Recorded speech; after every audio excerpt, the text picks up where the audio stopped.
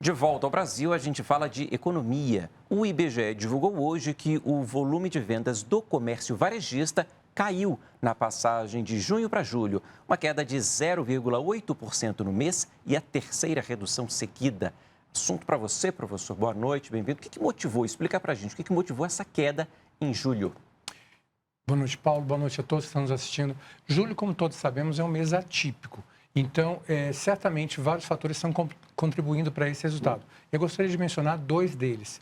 O primeiro deles, que é o mês de férias, então as pessoas muitas não estavam em suas casas, estavam viajando em outros locais, portanto, os gastos foram direcionados para outros componentes.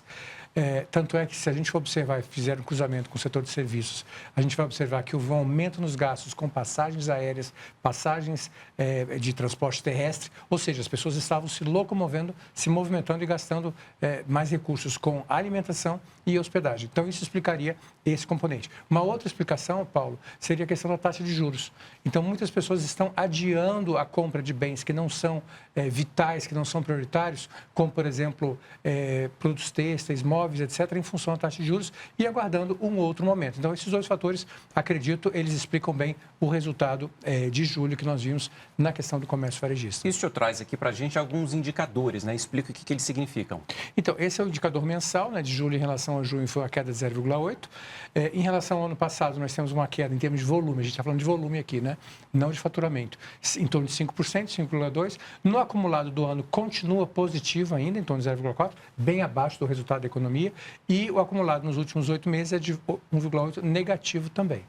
Agora, a gente tem mais uns dados aqui, tem mais uma arte, queria que rodasse aqui para a gente. A gente tem pouco tempo, 30 segundos, professor, mas o que é importante captar daqui? Eu destaquei dois itens, que combustíveis por ter crescimento, foi um crescimento expressivo de 2,2%, e eu atribuo esse crescimento à queda no preço, que acabou fazendo com que as pessoas voltassem a utilizar o carro. Muitas tinham deixado o carro de lado, estavam dividindo o carro com colegas e tal, voltaram a usar. O aumento do consumo ficou muito claro, em 12,2%. E o mercado e outros que está relacionado com alimentos, compras do dia a dia, que as pessoas não deixam de comprar, está mais ou menos estável, Paulo. Se você der uma olhadinha nos números, queda de 0,1 em junho, queda de 0,6 em julho, acumulado do ano 0,4, ou seja, basicamente uma situação estável. Ok, professor, obrigado. Até amanhã. Até amanhã.